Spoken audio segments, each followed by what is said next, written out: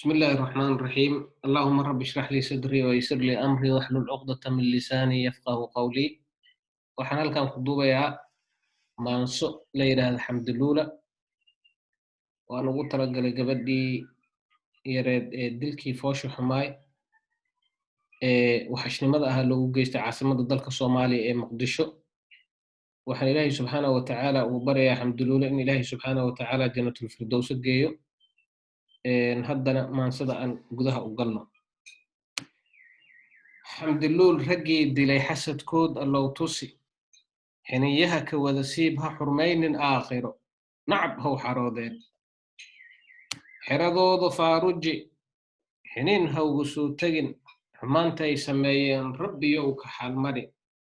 haddii ay xuquuqdii xaqa waalid liideen, xurmo waxaan lahayn iyo ku tunteen xaqoodii, hooyo soo xambaartay xudunteeda feedeen, xurulceen la dhalatay ka xooreen xijaabkii, xamdi bay ku xoomeen iyagoon xisaabtamin, xaaraan bay bannaysteen ayagoon xishoonayn.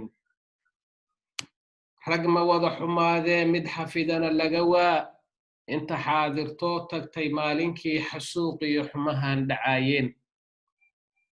aadanaha sidiisa bannaanbu markii uu faldambiyeed micnaha rabo inuu geysto, waxyaabaha dhif naadirka ah ayaa waxay tahay in laga waayo qof ayaga ka mid ah oo in uu beerlaxawsi sameeyo oo xumaantaasi u horjoogsado, sida tusaalihii qoomkii u tegey ee nabi luud ee rabay in malaa'igta ay waxyaabo xun ku sameeyaan, kadibna uu yidhi alaysa minkum rajulun rashiid. rag ma wada xumaadee mid xafidana laga waa, inta xaadirtoo tagtay maalinkii xasuuqiyo xumahan dhacaayeen. xilihiinnu weeyaan, war xilihiinnu weeyaan qofta aad xabaasheen dabaqana ka xoorteen.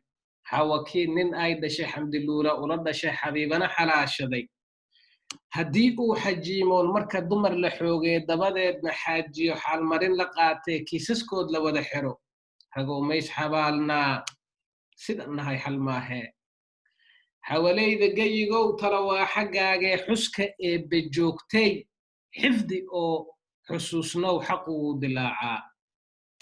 waxaad xaawilaysana xurmo weeye oo qura, adaa xaabsa doonee xakamee cadaabuhu, xajiyoo ha siidayn markuu soo xidxeetee xeradaadu soo galo.